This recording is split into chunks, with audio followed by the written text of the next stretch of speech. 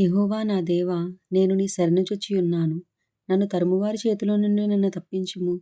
నన్ను తప్పించువాడెవడునూ లేకపోగా, వారు సింహం వలె ముక్కలుగా చీల్చివేయకుండా నన్ను తప్పించుము. యెహోవా నా దేవా, నేనీ కార్యము చేసిన యెడల, నా చేత పాపము జరిగిన యెడల, నాతో సమాధానంగా నుండిన వానికి నేను కీడు చేసిన యెడల, శత్రువు నన్ను తరిమి పట్టుకొననిమ్ము. నా ప్రాణమును నేలకు అణగద్రొక్కనిమ్ము. అతిశయాస్పదమును మంటిపాలు చేయనిమ్ము. నిర్నిమిత్తముగా నన్ను బాధించువారిని నేను సంరక్షించితిని గదా. యెహోవా, కోపము తెచ్చుకొని లెమ్ము. నా విరోధుల ఆగ్రహము ననుచుటకై లెమ్ము. నన్ను ఆదుకొనుటకై మేల్కొనుము. న్యాయవిధిని నీవు నియమించి ఉన్నావు గదా.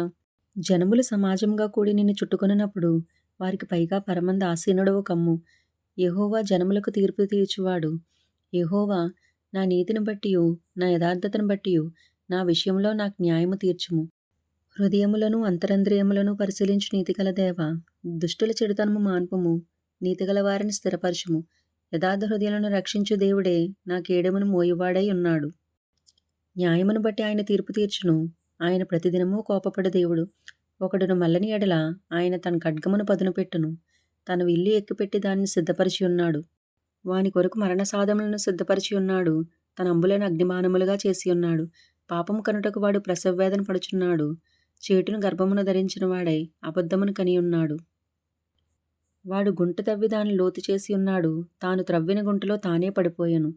వాడు తలంచిన చేటు వాడి నెత్తిమీదకే వచ్చును. వాడు యోచించిన బలాత్కారము వారి నడినెత్తి మీదనే పడును. యెహోవా న్యాయము విధించువాడని నేను ఆయనకు కృతజ్ఞతాస్తుతులు చెల్లించెదను. సర్వోన్నతుడైన యెహోవా నామము కీర్తించెదను. Praise the Lord. ఆమేన్.